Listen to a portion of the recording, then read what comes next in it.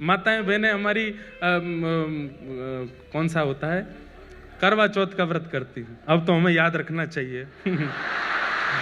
तो करवा चौथ का व्रत करती हैं। अरे बस सुनो, हमारी एक बात सुनो। हम कथा करते समय वही हैं पुराने वाले, ठीक है, उसमें कोई वो नहीं। हमको वैसे ही आनंद आता है कि हम भी छोटे बालक हैं सबकी तरह, उस वैसे ही हमको कथा करनी है 100 साल की उम्र तक।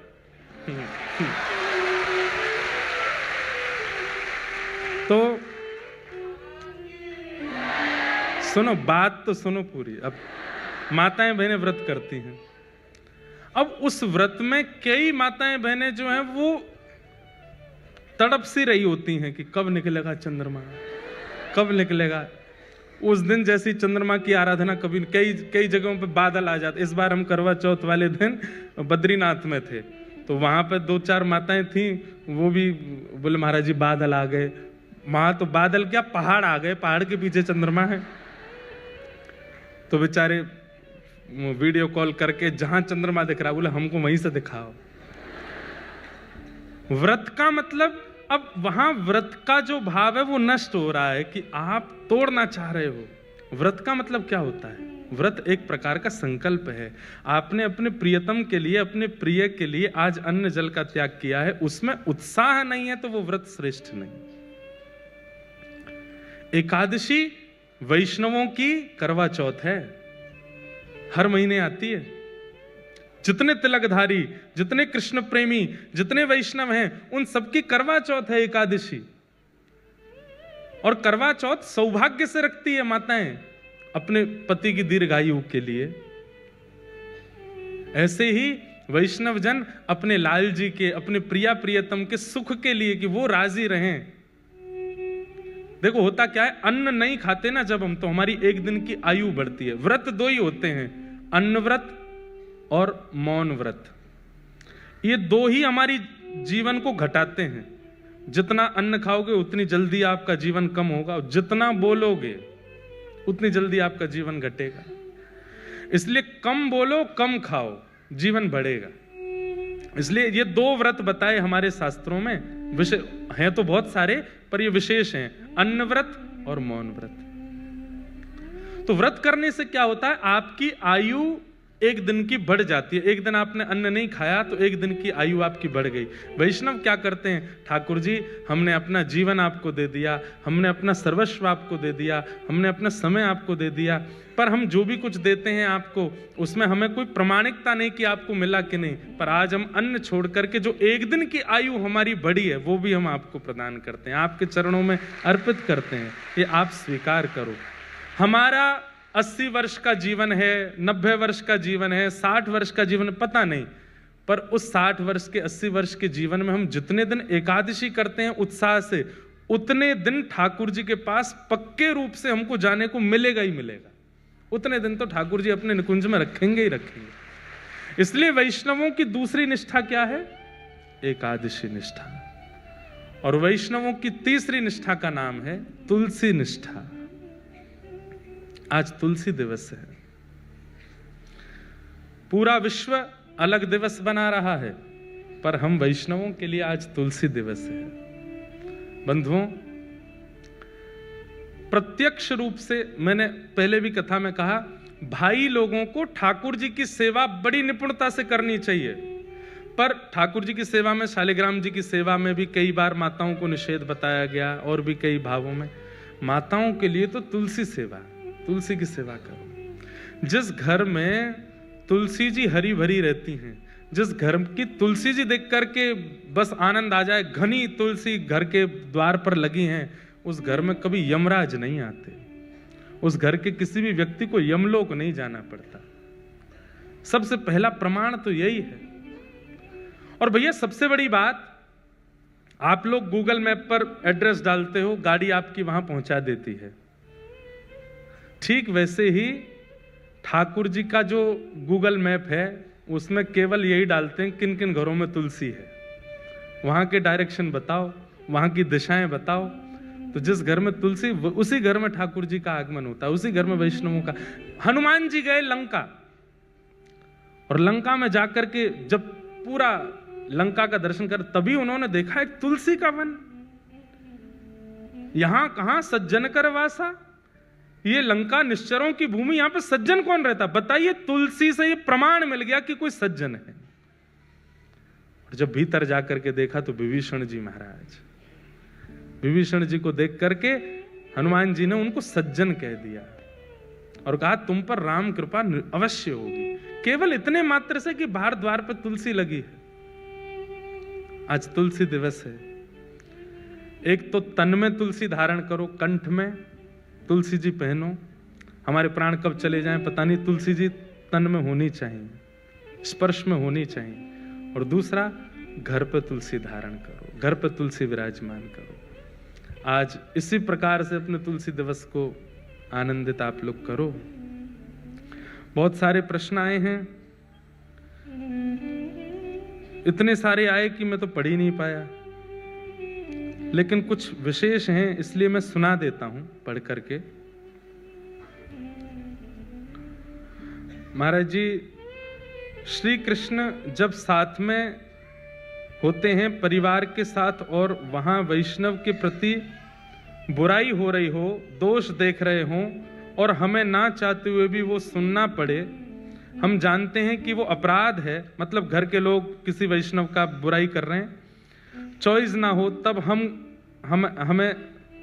हम सबके साथ रहें के भी मन में नाम जप करें। क्या मतलब उनका ऐसा भाव है कि घर में जब कोई वैष्णव अपराध कर रहा हो, हमें ना चाहते हुए भी मौन रह के सुनना पड़े, तो हमें क्या करना चाहिए? देखो, वैष्णव अपराध कोई व्यक्ति कर रहा है, वैष्णवों के प्रति अनर्गल बातें कर रहा है, आपको सुनने और देखने को यदि प्राप्त हो रही है, आप तुरंत उसका मानसिक त्याग करो, मन में उस बात को आने मत दो, मन में उसका चिंतन मत होने दो, और उस व्यक्ति के नाम से भी ठाकुर जी को प्रणाम करो, हे इसको सद्बुद्धि देना नाथ कि अब ऐसा ना करे।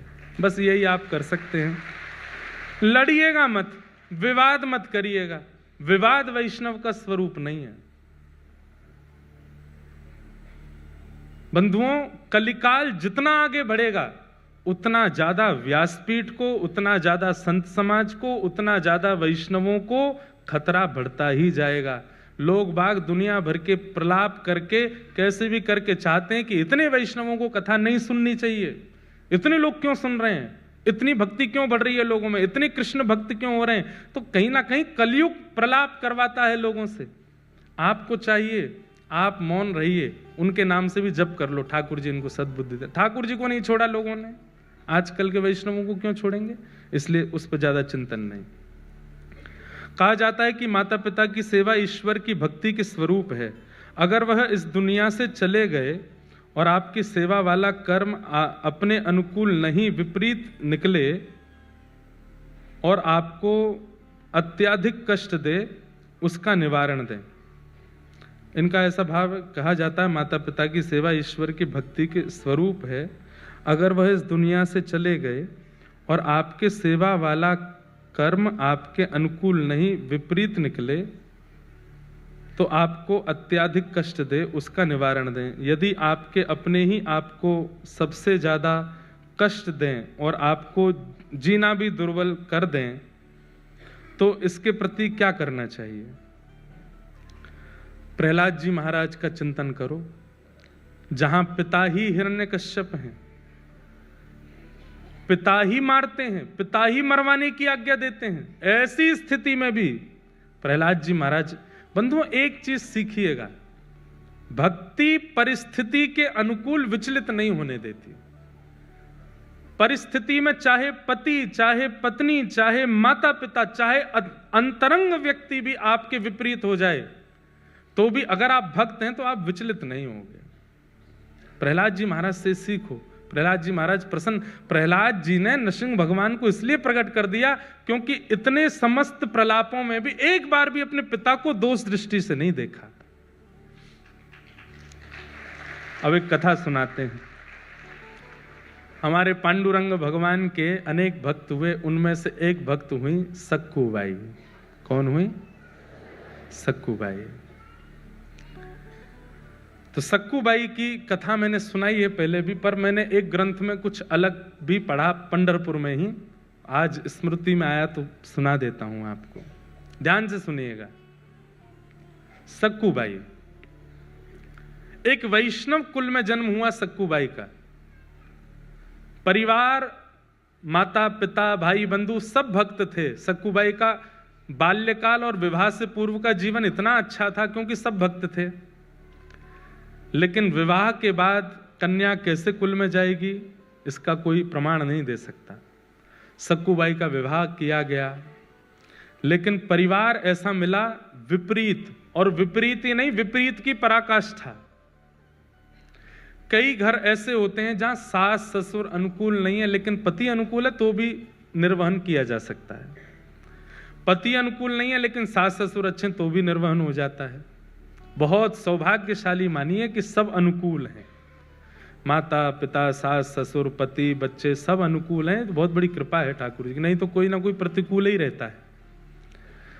तो सक्कूबाई का तो ऐसा जीवन, ससुर जी भी प्रतिकूल, सासू मां भी प्रतिकूल, देवर ननद भी प्रतिकूल, और अंत तो गत्वा पति भी प्रतिकूल, कोई भी उनका था नहीं। सावधानी से सुनिएगा, प्रतिकूल थे सब। सक्कूबाई घर में आई हैं, ब्याह करके आई, ब्याह करके आते ही पहले दूसरे दिन से ही सास ने डांटना, गाली देना, बुरी तरीके से बात करना, बेवजह बिना किसी अपराध के सक्कूबाई को कष्ट देना प्रारंभ कर दिया। परंतु सक्कूबाई ने विचार किया कि अब ये मेरा परिवार है, अब जैसा भी है मुझे स्वीकार तो करना है। सक्कूबाई निर्वहन कर रही थी वहां पर। एक दिन सक्कूबाई अपने भवन से बाहर जल भरने के लिए सरोवर के पास गईं। तभी जय जय राम कृष्ण हरि, जय जय राम कृष्ण हरि, राम कृष्ण हरि कीर्तन करते हुए वारकरी वारी जा रही थी पंढरपुर। वारी समझते हैं, जाती है ना, आषाढ़ी एकादशी पर वारी जाती है। मुंबई से भी बहुत वैष्णव, वारकरी वैष्णव जाते हैं। क्या अद्भुत नजारा होता है पंढरपुर के मार्गों का, जगह जगह से वारी आती है। एक बात तो माननी पड़ेगी, भारत में सब जगह भक्त हैं पर महाराष्ट्र जैसे नहीं है। महाराष्ट्र अद्भुत है। माझे माहेर पंढरी आहे भीवरे छातेरी, माझी बहन चंद्रभागा, माझी बहन चंद्रभागा, करत से पाप भंग, करत से पाप भंग, करत से पाप भंग, हो माझे माहिर पंढरी आहे भीवरे छातेरी, एका जनार्दनी शरण, एका जनार्दनी शरण। ये महाराष्ट्र की कृपा है, हम आते रहते हैं तो हमको मराठी अभंग 2-3 याद हो गए हैं, थोड़े थोड़े आते हैं। पहले तो गलती भी होती थी, अब वो भी नहीं होती, अब तो ऐसे याद हो गए हैं, गा देते हैं। तो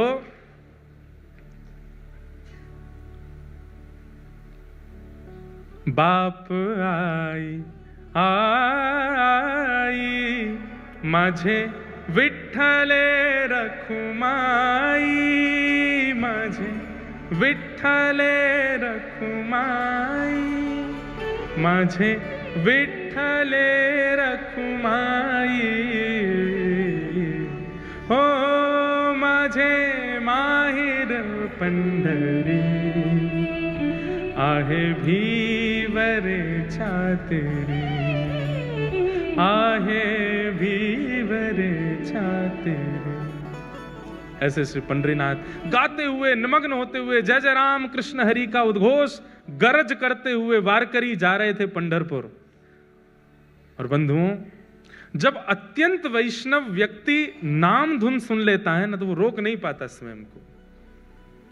जैसे व्यसनी व्यक्ति को व्यसन की वस्तु दिख जाए तो उसकी जीभ में पानी आता, वो भागता है उस व्यसन वस्तु की ओर।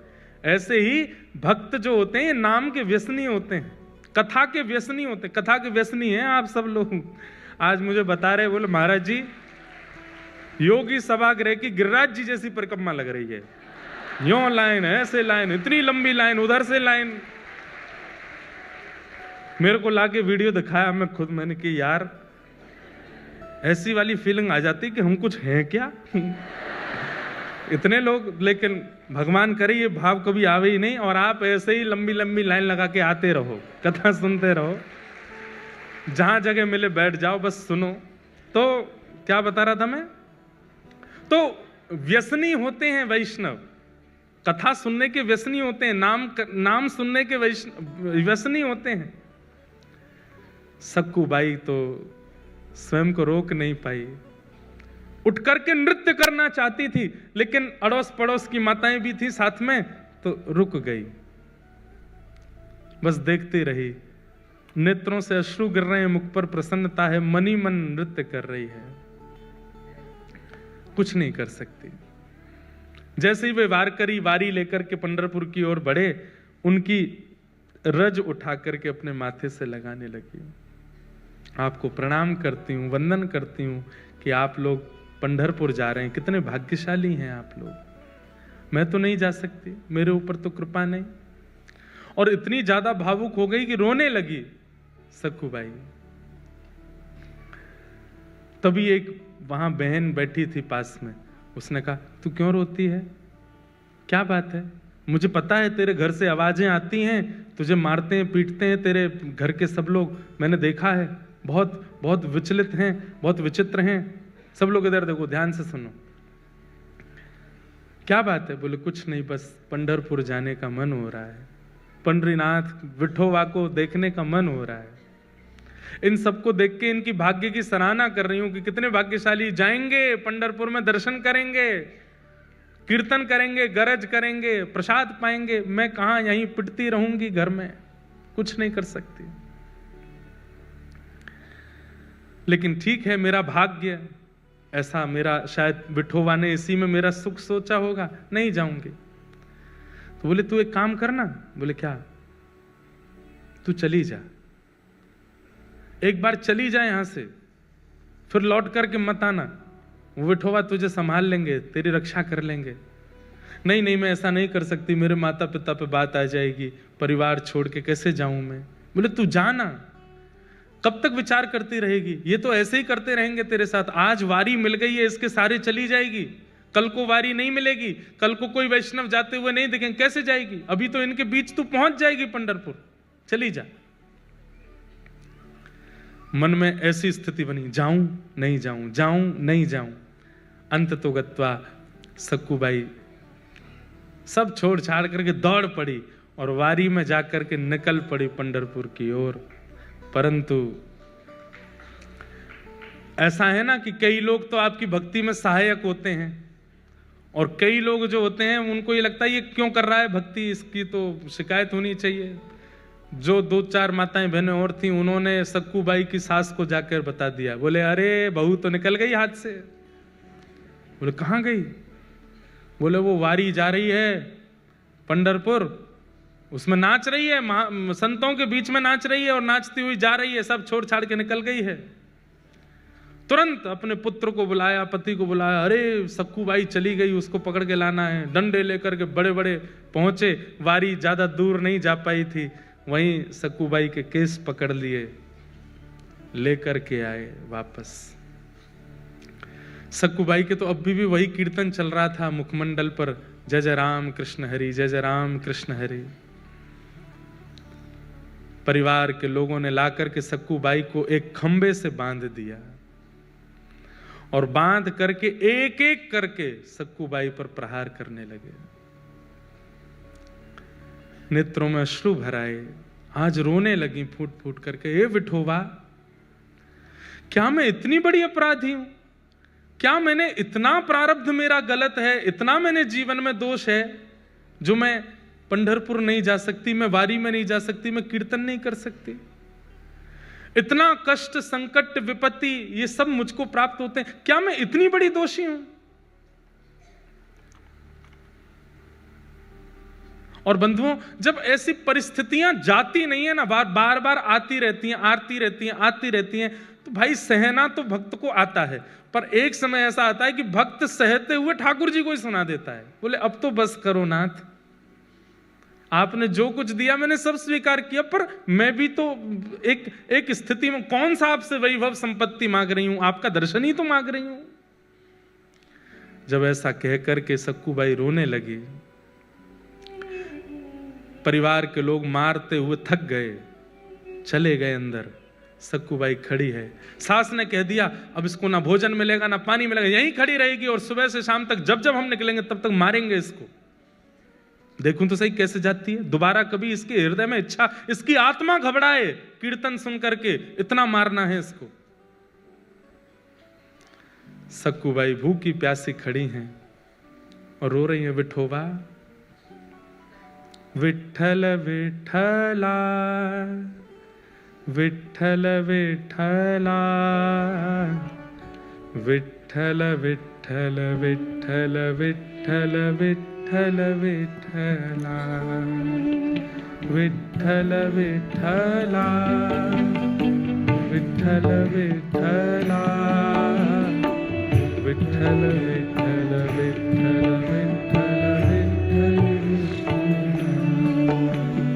विठ्ठल विठ्ठला, विठ्ठल विठ्ठला, विठ्ठल विठ्ठल विठ्ठल विठ्ठल विठ्ठल विठ्ठला। गाइए।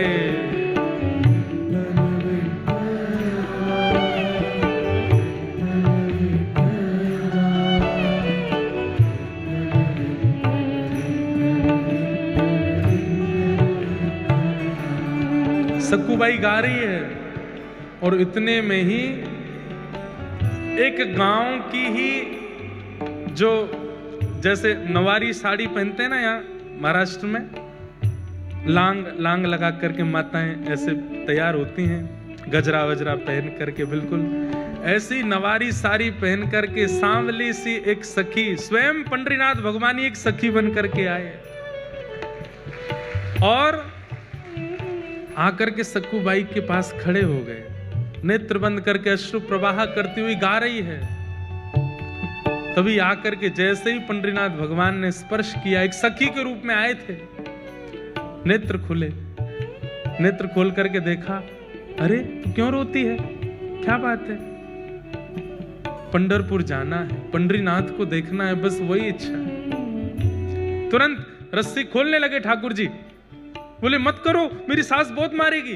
बोले तू चिंता मत कर, सुन यहां से पंढरपुर जाने में 1 रात का समय लगेगा, तू चली जा, जाकर के दर्शन कर और दर्शन करके कल रात्रि तक वापस आ जाना, तब तक मैं तेरी जगह खड़ी हो जाती हूं, तू मुझे बांध जा यहाँ पर, मैं यहाँ खड़ी रहूंगी। अरे तुम क्यों पीड़ा सहोगी, तुम्हारा तो कोई अपराध नहीं। बोले अपराध तो तेरा भी नहीं है, बदले में मुझे कुछ चाहिए, वो दे देगी। बोले क्या, पूरन पोली बना के खिला दियो मुझे। सक्कूबाई बोली वो तो तुम खुद भी बना सकती हो। नहीं, मैंने सुना तू बहुत अच्छा बनाती, तेरे हाथ का पाऊंगी। ठाकुर जी बोल रहे हैं चली जा, और मैं पूरन पोली की इतनी शौकीन हूं, तू 1 रात भी पिट लूंगी, तू लौट के आएगी, मुझे बस खिला देना, फिर तू आके यहीं खड़ी हो जाना, मैं बांध दूंगी तुझे, अभी तू जा। और आकर के रस्सी खोल दी, सक्कूबाई हट गई, ठाकुर जी खड़े हो गए, बोले सुन मुझे बांध के जा। सक्कूबाई बोली मैं नहीं कर सकती। बोले मैं कह रही हूं मुझे बांध के जा। सक्कूबाई ने ठाकुर जी को बांध दिया। ठाकुर जी खड़े हैं, पंडरीनाथ खड़े हैं, बोले तू जा, विठोबा का दर्शन करके आ। सक्कूबाई प्रणाम करके चली गई। यहां शांत संध्या का समय हुआ और सास ससुर पति सब निकल के आए। ठाकुर जी ने सक्कूबाई का ही रूप धारण कर लिया, जैसे सक्कूबाई के केश खुले थे, घाव थे, वैसे ही बन गए। आकर के फिर से मारना शुरू किया। ठाकुर जी पीड़ा सह रहे, मेरी सक्कू चली जाए, दर्शन करके आ जाए। बंधु, हमें नहीं पता ठाकुर जी कब कहां क्या कर रहे हैं। आज भी मेरी परिस्थिति के लिए, आपकी परिस्थिति के लिए, हम सबकी परिस्थिति के लिए कहीं तो कुछ कर रहे हैं, वो हमें नहीं पता चलता है। कथा सुनना इतने भयंकर कलिकाल में, माया नगरी मुंबई में आसान है। यहां समय भी रोकता है, यहां परिस्थिति भी रोकती है, यहां के लोग भी रोकते हैं कथा सुनने से, फिर भी आप आ रहे हैं। ये विट्ठल कर रहे हैं तभी आप आ रहे हैं। आपको रोकने वाले, आपको टोकने वाले, आपकी परिस्थितियों को किसी भी प्रकार से करने वाले उन लोगों को लेट कर देते होंगे, उनको कैसे भी करके उनका फोन एंगेज जा रहा होगा, आपसे बात नहीं हो पा रही होगी, कुछ भी करके ठाकुर जी ऐसी परिस्थिति बनाते कि तू जा कथा सुन, ताकि तेरी भक्ति में और वर्धन हो जाए।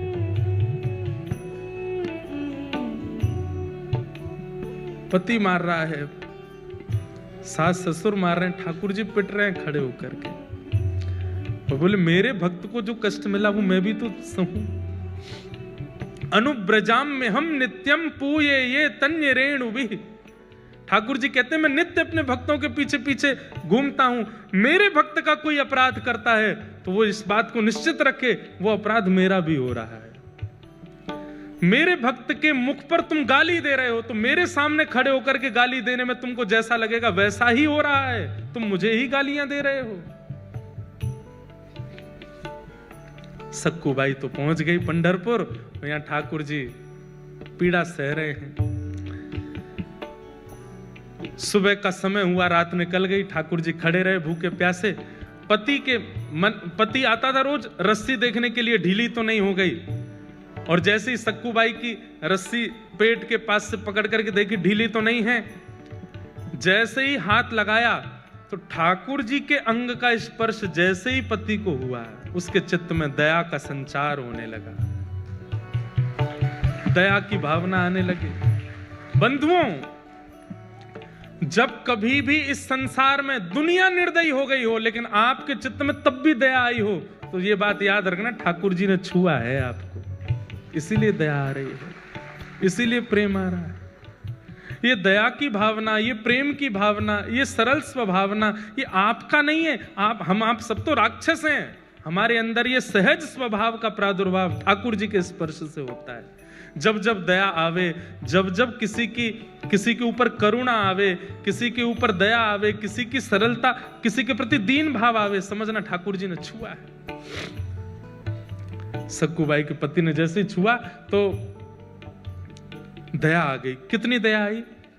भूखी है, 2 दिन से कुछ खाया नहीं तूने, चल अभी मां पिता को आने में देर है, तब तक मैं रस्सी खोल देता हूं, कुछ खा ले, खुद बना के खा ले। रस्सी खोल दी, और सुन मेरे लिए भी बना देना। थोड़ी दया ही आई है, ज्यादा थोड़ी आई है, थोड़ी सी दया आई है। आहा, आप ये मत सोचिए कि वो कितना निर्दयी है, ये सोचिए कि एक सक्कू बाई के कारण ठाकुर जी कितनों भक्तों के हाथ का बना हुआ प्रसाद ठाकुर जी पाते हैं। ठाकुर जी के हाथ का बना हुआ प्रसाद ये दुष्ट निशाचर पाने जा रहे हैं सक्कू बाई के कारण। ठाकुर जी आटा लेकर के आए हैं, और जो सामग्री होती है पूरन पोली में सब ठाकुर जी व्यवस्थित कर रहे हैं। अपने हाथ से आटा मार रहे हैं, उसके अंदर वो जो मीठा मीठा सामग्री होते है उसको धर रहे हैं, बेल रहे हैं अपने हाथ से, कोमल हाथों से। ठाकुर जी ऊपर वैकुंठ में बैठी लक्ष्मी रो रही है ठाकुर जी को देख के। ये कैसा सौभाग्य, एक भक्त के लिए ठाकुर जी कितना करते हैं। अभी बंधुओं जनाबाई का प्रसंग नहीं आया, नहीं तो नेत्रों के अश्रु रुकेंगे नहीं। ये पंडरीनाथ भगवान की ऐसी ऐसी लीलाएं हैं कि मैं क्या सुनाऊं आपको। अपने हाथ से पूरन पोली बना रहे हैं, और कहां परमात्मा सबसे पहले आरोगते हैं, लेकिन आज भक्त के परिवारियों को पवा रहे हैं, उसके पति को पवा रहे हैं, उसकी माता बहन को पवा रहे हैं, उसके सास ससुर को पवा रहे हैं। उसके बाद पति कहता है तू भी पाले, अंत में ठाकुर जी स्वयं पार, आधा कोर पाया, पूरा पा भी नहीं पाए। किसी ने पूछा ठाकुर जी आप क्यों नहीं पा रहे हो? अपने हाथ का बनाया आज तक नहीं पाया, सदा भक्तों के हाथ का ही पाया है, स्वाद नहीं आ रहा है।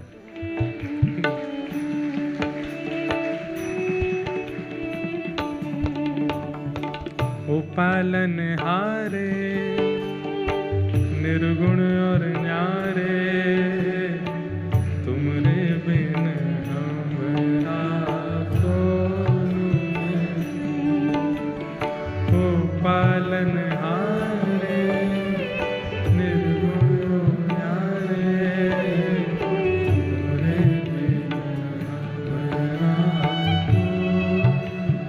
भैया देखो, बंबई की हर तरीके से वैष्णव लोग बात कहते हैं, माया नगरी कहते हैं, कभी कभी यहाँ के इंडस्ट्री को कुछ कह भी देते हैं, ऐसी पिक्चर बनाते हैं, ये करते हैं। पर इस बंबई नगरी ने कुछ आधुनिक ऐसे कीर्तन भजन भी दिए जिसके लिए धन्यवाद भी कहते हैं। यहाँ की नगरी और यहाँ की इंडस्ट्री ने ऐसे ऐसे भाव भी दिए हैं जो कथा में गाने लायक भी हैं।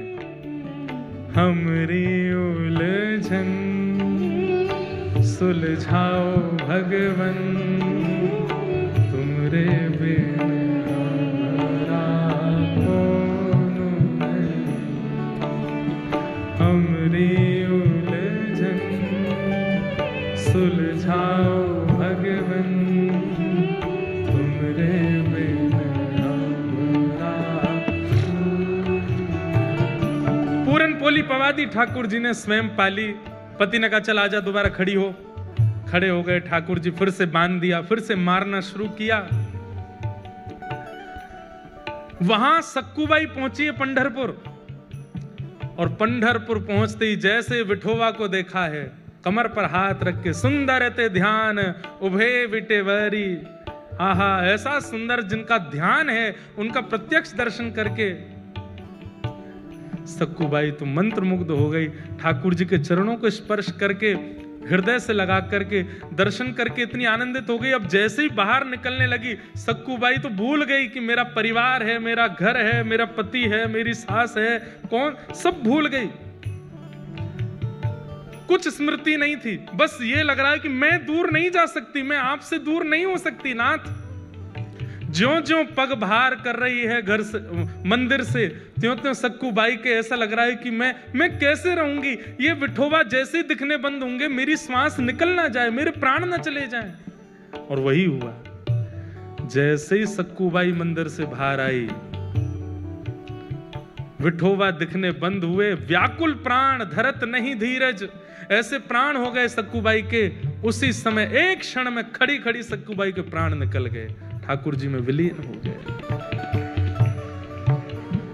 वही वारकरी वैष्णव जो वारी लेकर के सक्कूबाई के गांव से निकले थे, वो सब वहां कीर्तन कर रहे थे। तभी देखा कि कोई माता मूर्छित हो गई।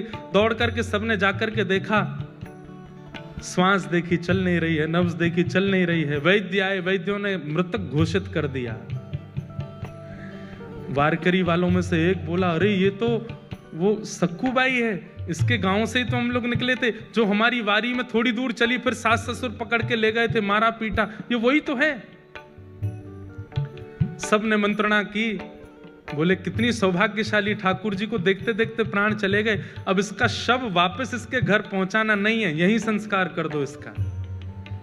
हम लोग करेंगे, हम वैष्णव संस्कार करेंगे। और चंद्रभागा के तट पर जाकर के सक्कूबाई का संस्कार कर दिया वैष्णवों ने। वहां ठाकुर जी बंधे हैं सक्कूबाई बन करके। ठाकुर जी कह रहे हैं, वारी सक्कू तू तो गई, मैं यही खड़ा रह गया।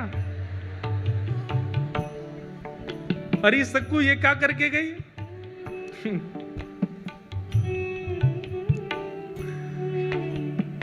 तब रुक्मणी जी को चिंता हुई कि सक्कू तो वैकुंठ पहुंच गई, ठाकुर जी वहां सक्कू बने खड़े हैं।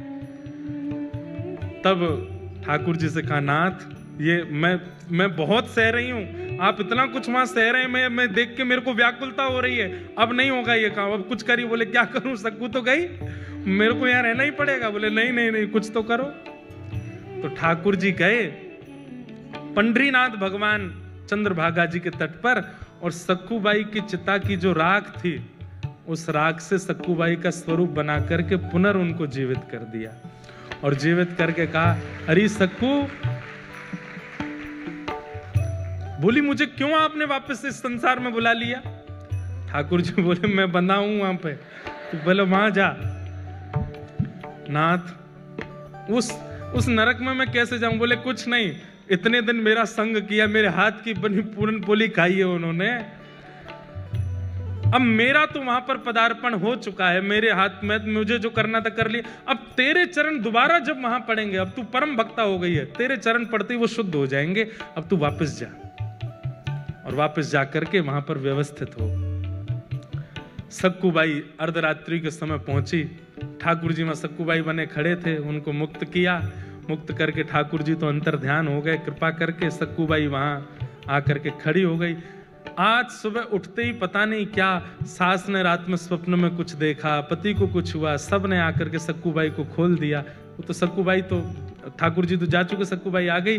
सबने कहा, सक्कू अब हमें लगता हमने तुझे बहुत पीड़ा दी, बहुत तुझ पर अत्याचार किया, अब तू हमारी है, तू हमारे साथ प्रेम से रह। लेकिन अभी भी थोड़ा रोष और क्रोध तो उनके मन में था ही, तो थोड़ा इतनी ज्यादा दयावंत तो हुए नहीं। लेकिन अब घटना क्या घटी, वो जो वारकरी वैष्णव जिन्होंने संस्कार किया था सक्कूबाई का, तो सक्कूबाई के वस्त्र और आभूषण वो लेकर के बोले वो घर पे दे चलते हैं, और थोड़ी सी अस्थियां भी ले ली थी। बोले उसको पति को कह देंगे नदी में बहा देना। यहां सक्कूबाई झाड़ू लगा रही थी घर में। जैसे ही वो वारकरी वैष्णव आए, घर में प्रवेश करती पहला तो मूर्छित ही हो गया। दूसरा बोला, क्या हुआ क्या हुआ? बोले देख भूत। भीतर देखा तो सक्कूबाई झाड़ू लगा रही है। इतने में सास ससुर सब आए, बोले अरे इतने सारे ये वारकरी यहां कैसे? बोले हमें समझ नहीं आ रहा है ये हुआ क्या है। बोले क्यों? तो वस्त्र दिखाए तो सक्कू के वस्त्र, वही वस्त्र वही आभूषण वो जो पहनती थी वो सब कुछ था। और बोले ये क्या है? बोले मटके में अस्थियां हैं। बोले किसकी? बोले इनकी। सब अस्त व्यस्त हो गए। तो फिर सक्कूबाई ने पूरी कहानी बताई। बोले कि मैं तो यहां थी नहीं, मैं तो पंढरपुर में थी, ठाकुर जी का दर्शन करने के लिए गई थी, वहीं मेरे प्राण चले गए, तो आप सबने मेरा संस्कार कर दिया, तो फिर तुम दोबारा जीवित कैसे हुई? बोले कि मैं गई पंढरपुर और मेरे पीछे से पूछो ये लोग क्या कर रहे थे। बोले आप लोग क्या? बोले हम तो सक्कू को रोज मारते थे, उससे पूरन पोली बनवाते थे। बोले सक्कू तो पंढरपुर में थी, तो यहाँ किसको मार रहे थे? तब सक्कूबाई के नेत्र सजल हो गए। बोले पंडरीनाथ खड़े थे यहाँ पर, वही कर रहे थे सब। ये सुनते ही परिवार के लोग तो घुटनों पर बैठ गए, रोने लगे। बोले हमने ठाकुर जी को मारा, हमने ठाकुर जी से पूरन पोली बनवाई, हमने ठाकुर जी से सेवा करवाई। सब देख करके आश्चर्यचकित हो गए। बोले अब क्या करें? बोले बस अब सब छोड़ो, जिन्होंने हमारे लिए इतना कुछ किया, अब उन्हीं के नगर में चलो।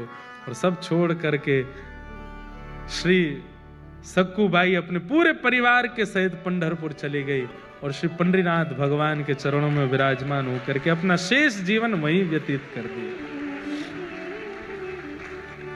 तो ये जितने प्रश्न आपके आए हैं, विपरीत हैं, आदि हैं, इसमें एक बात आपने नोट की, आप उनमें भी दोष मत देखो।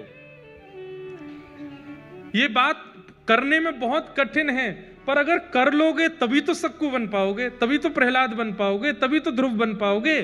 नहीं कर पाओगे तो फिर आप रमेश हरेश जो भी हो वो रह जाओगे। ये करना पड़ेगा कि आपको उनमें दोष ना दिखे, आपको उनमें कमियां ना लगे। हाँ, ऐसी सक्कूबाई परिवार सहित ठाकुर जी की होगी। बंधुओं, एक वैष्णव जब एक परिवार में होता है, एक वैष्णव जब अपनी एक मित्र मंडली में होता है, एक वैष्णव जब एक परिस्थिति में होता है, उसका दायित्व बनता है कि वो औरों को भी वैष्णव बनावे। जिद करके नहीं, लड़ करके नहीं, बस अपनी प्रक्रिया और अपने व्यवहार से।